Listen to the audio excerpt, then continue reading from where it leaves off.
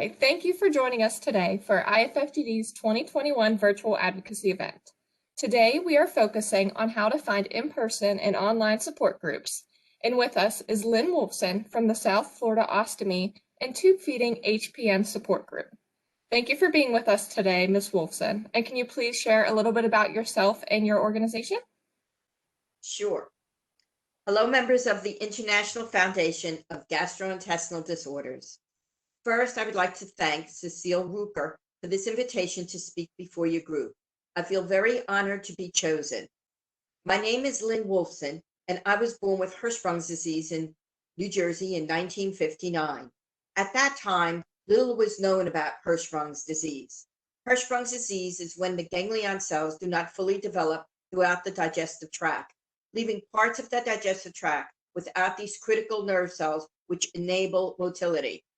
The consequences are severe constipation, dysmotility, obstructions, malabsorption of minerals and vitamins, malnutrition, and lots of pain. It was thought that only boys or those born with Down syndrome could have Hirschsprung's disease. Consequently, I was not diagnosed until I was 4 years old, when the results of my full rectal thickness biopsy showed the complete lack of ganglion cells. However, the doctors could not believe it, so it was not until I became severely impacted in need of surgery at age 7 that it was confirmed and my surgeries began.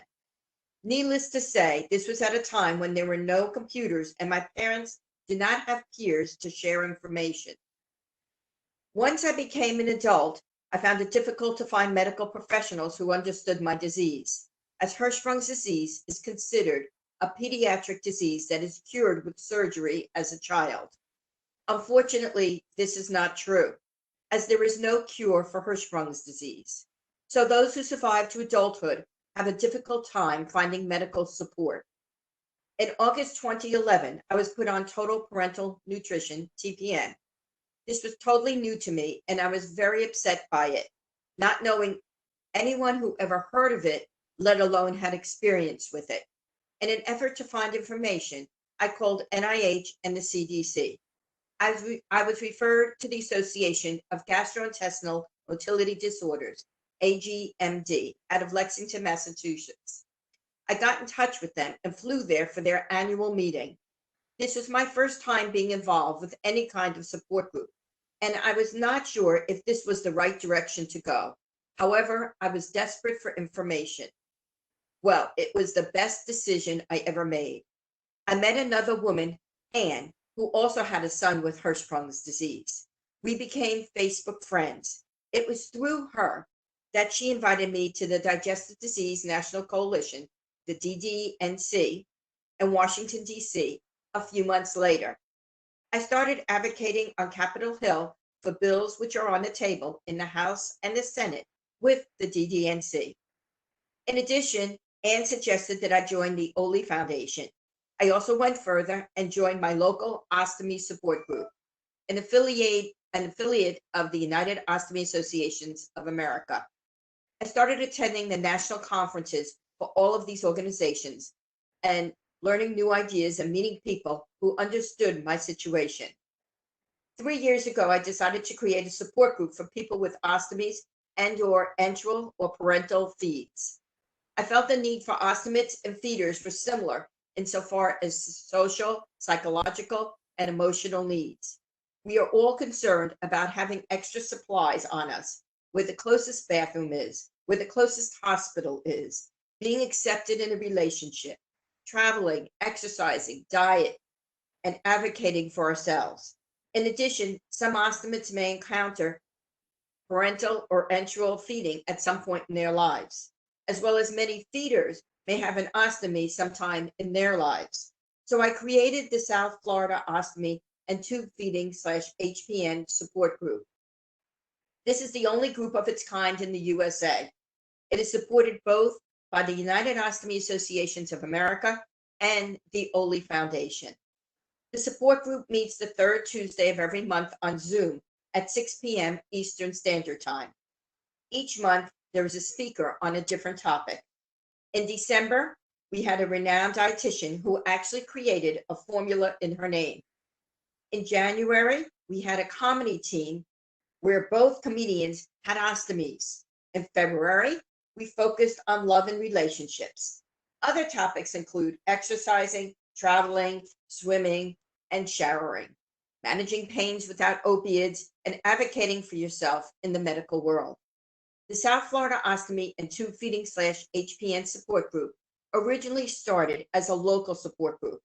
However, with COVID, it has become international using Zoom as its platform. The Zoom links for each meeting may be found on Facebook at the South Florida Ostomy and Tube Feeding / HPN support group. You can also email me at lewolf1815@aol.com to put your name on the monthly email notification list. I look forward to seeing you at our next Zoom meeting and helping you to learn to live life to the fullest despite your chronic digestive disease. Thank you. Thank you so much, Lynn, for sharing all that. You had some wonderful points there about the many ways people can get involved with your group and the many topics that you cover. It is wonderful that you have such a great, beneficial, unique organization for patients, and your story to get there is very inspiring. And you cover that there's so many different topics that are covered. Do you have any upcoming ones in 2021 you have planned? Or do you tend to cover topics again with new material? And the 10 main topics are dieting, advocating for yourself, dressing to look and feel good, feeling good about my new body, traveling, exercising, dieting, and if I can find comedians or anybody that's famous, that's interesting. I had Ralph Bernierski speak. I've had Brenda Elsinger, who's also an author of many ostomy books, speak. So those are mainly my topics. Okay, that is wonderful, especially that you try to make them engaging and fun, and they cover so many different topics that are important to the community. I mean, you shared that they are all on Zoom. Have these previously been in person, or do they plan to be in the future? Or is this a strictly online platform? In the past, we met at a local pizzeria, and we have a sponsor who would pick up the tab. And I would really just have local professionals come in, and the group that met really was pretty small. It was like 8 to 12 people. But then when we had to convert to Zoom, the group has expanded, and we're getting between 30 and 50 people now, each meeting internationally. Oh, that is wonderful. That is great how much So it's been able to grow. Back to the in-person meetings, because this is it's just blossomed on Zoom, and it gives access to so many more people. That is wonderful that it's now so accessible for people all over the world that need your organization's help. That is wonderful. These support groups are so important, and especially in this challenging time that we've been through in this past year. And you did share information about how we can get in touch with your group, and we'll have a slide at the end of this video sharing how to find her on email and Facebook and online, like Ms. Wolfsen has shared. So thank you so much for your time to share with us about your group, Ms. Wolfsen. And for those of you just joining us for this video, we are talking with Lynn Wolfsen from the South Florida Ostomy and Tube Feeding HPN support group. And if you missed Ms. Wolfsen's talk, you can find hers and others from this event on IFFGD's webpage. Thank you.